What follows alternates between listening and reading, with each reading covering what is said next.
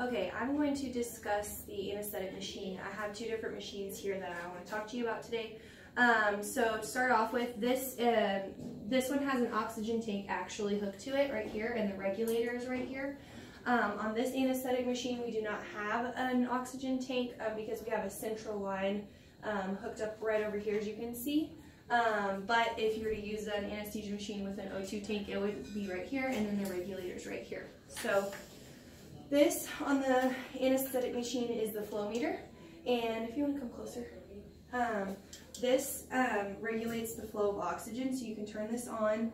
A lot of times when we have patients under anesthesia, we leave it at 1 or 1.5. This right here is the oxygen flush valve. So when you press this, that's going to fill your reservoir bag up, which your reservoir bag is right here, as you can see.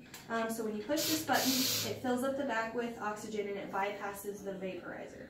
This is the vaporizer. We use ISO in our clinic.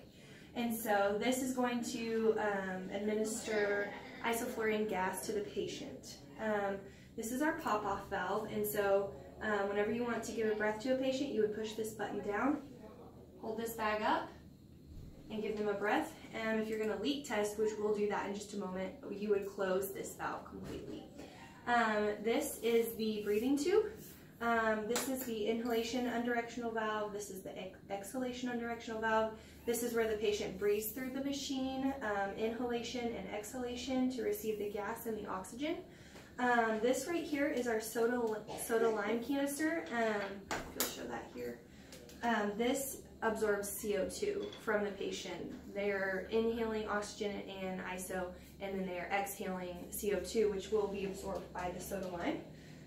We also have our scavenging system down here, and we have a passive scavenging system, and our entire system here is a rebreathing machine. So now I'll go ahead and perform our leak test. So I'm going to go ahead and close the pop-off valve all the way.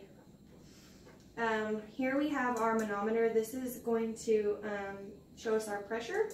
So I'm going to go ahead and take my breathing tube, and I want to occlude the opening with my thumb or the palm of my hand.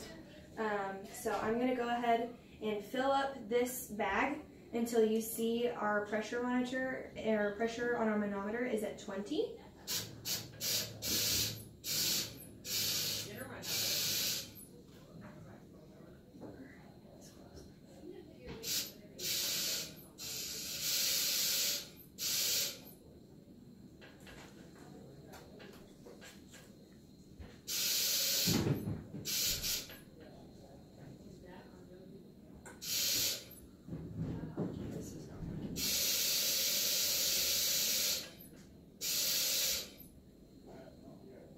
Can you pause it?